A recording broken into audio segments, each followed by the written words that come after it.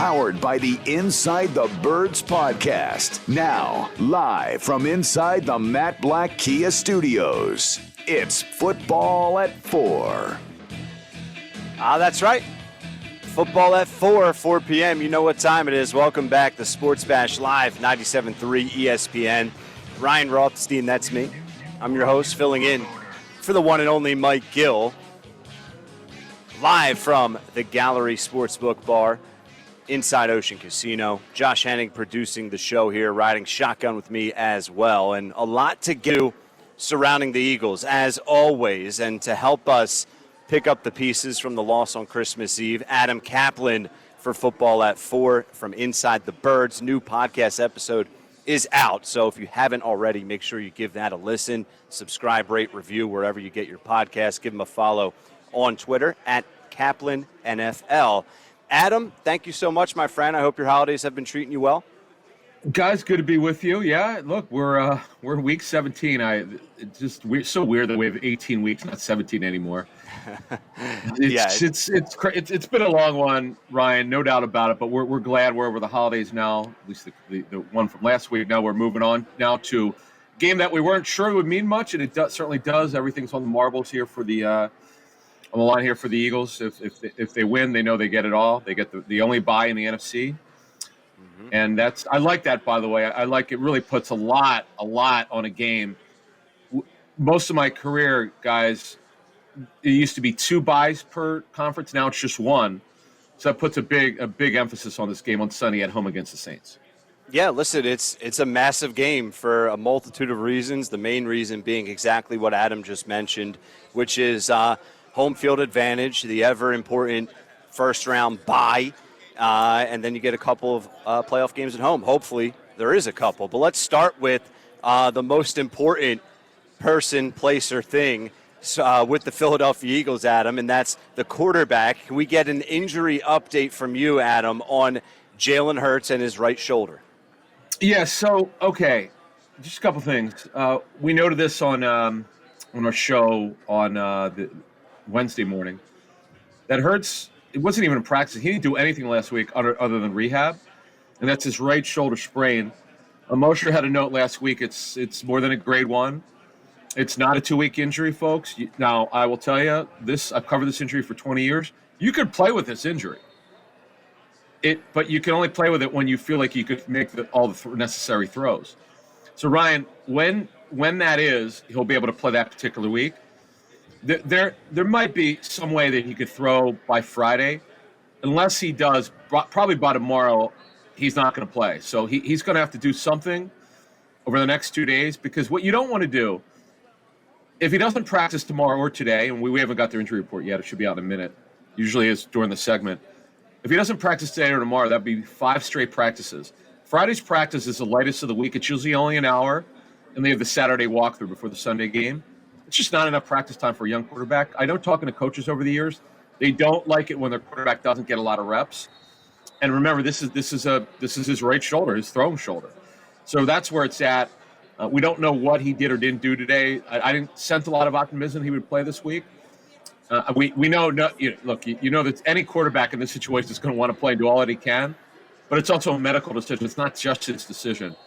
It's also medical, and he has to get cleared to play as well. Adam, another guy who's really important is Lane Johnson, and the news came out before Sirianni spoke today. NFL Network and John Clark from NBC Sports talking about the torn abductor and that Lane is going to avoid surgery, but this is still a pretty serious situation. So we noted this morning, actually before that report came out, because we had some information on this. The adductor, it's in that abdomen area. I know about this injury. I had not even heard of an adductor. It's ADDUCTOR until about 5 or 6 years ago. I had a story on a player. I don't remember the player when I worked at ESPN. I thought it was abductor. I didn't know it was adductor. I had to get some information on it. I didn't even know the spelling. So it's just kind of funny that this report came out. We knew something about this. We discussed it. Exactly, the report came out as what we said this morning at 6 a.m. Eastern. Our concern, based on our information, was that if the treatment doesn't work, you would have to have surgery. What happens? The first report to come out, the report that came out, everyone else had confirmed it, is that he's going to have surgery for it. That's unfortunate. Now, here's the thing. Remember, the first time he was listed on the injury report with it was 3 weeks ago. It said abdominal. Right. I'm always concerned because abdominal injuries sometimes either A, they're misdiagnosed, which they're generally not done now, but when I first started covering the league, there would be a lot of what we would call the old school sports hernia surgeries. They're now called muscle core surgeries. My concern is it would be something like that. It's in the same area. It's not in the groin. It's a little bit of a different area, but it's not too far away from there, the adductor. And that certainly would worry me. And that's also, when you have surgery, it's a matter of a couple months, not a couple weeks. Adam Caplan, Football at 4. Follow him on Twitter at Caplan NFL. Let's continue with some of these key injury updates here, Adam. And going with the trenches, but on the defensive side of the ball, D tackle Jordan Davis in the concussion protocol, at least last I checked. Give us the latest that you have on JD. Yeah. Now, he's not going to work until probably late this week. But what you hope is over the next couple of days he can get some limited work in. You don't want a young player like Jordan Davis, if at all possible, if he gets cleared, you want him to get reps. He doesn't play very much. Linval Joseph took his job as a nose tackle. He's just been an amazing story. They're trying Davis at the 3 technique, which is more the pass rushing role. That's one role I know when he was drafted they thought he might be able to do in his second year a little bit. He's doing it now because one of the roles that he would be having is being taken by another player. So we'll have to see if he gets cleared. And then with Avonte Maddox, guys, I could just tell you, we had a great report. Jeff had it earlier today that he'd heard it's actually he's a fractured toe. There's something else going on with it. I told Jeff on Monday I heard it's going to be several weeks and potentially maybe he doesn't even come back for the Super Bowl. There's a long range of outcomes for the situation. We know he's out for it's sort of an indefinite. They have to get more testing and so forth. So who knows, guys? With him, it's a shame. He's a very good player, good story of development as a former 4th-round pick, but he's had a lot of injuries. Adam, let's jump ahead to some of the notes you guys had on the podcast this morning. For, of course, people get the full in-depth over at Inside the Birds podcast, InsideTheBirds.com.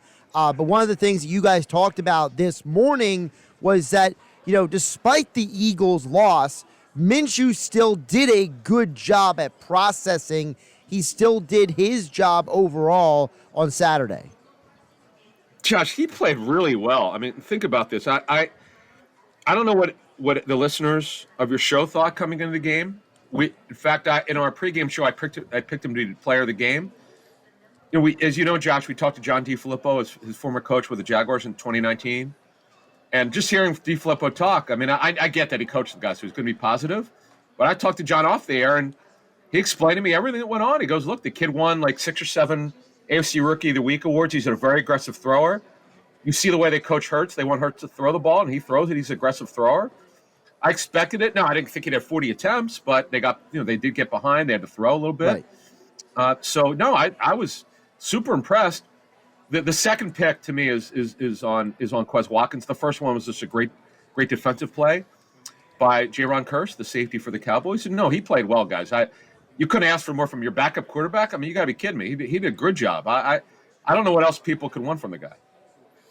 Let's look at the wide receivers here.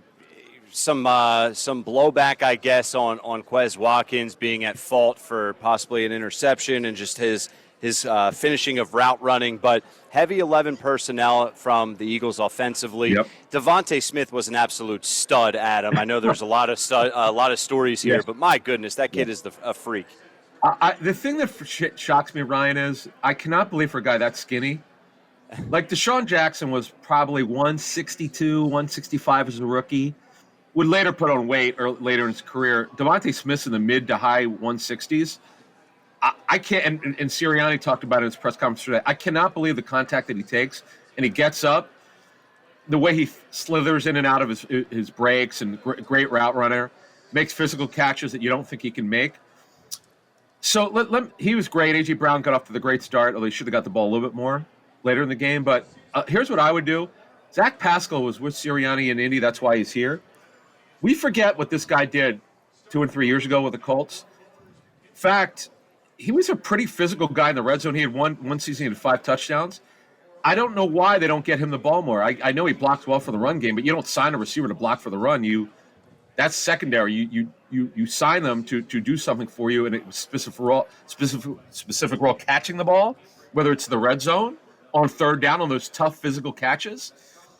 That's one thing I thought the coaches could do a better job of getting Pascal to be more of a factor. I'm not talking about 10 targets a game. Certain catches, Ryan, on your point about Quez Watkins, that is where Zach Pascal could help them going forward. Those tough physical third down catches.